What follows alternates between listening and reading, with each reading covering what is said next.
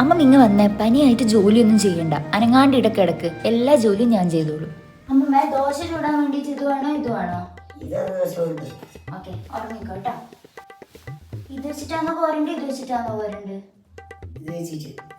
ശരിയേ, ഉറങ്ങിക്കോ. അമ്പലപ്പൊടി ഇത്ര ഇടണോ അല്ലെ ഇത്ര ഇടണോ?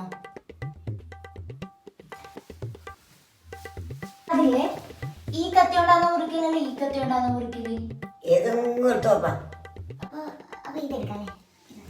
അമ്മ ലാസ്റ്റ് ആയിട്ട് ഒന്ന് ചോദിക്കട്ടെ, ഈ ഉള്ളി ഇങ്ങനെയാണോ മുറിക്കേണ്ടേ അല്ല ഇങ്ങനെയാണോ മുറിക്കണ്ടേ? പറഞ്ഞു മതിയായി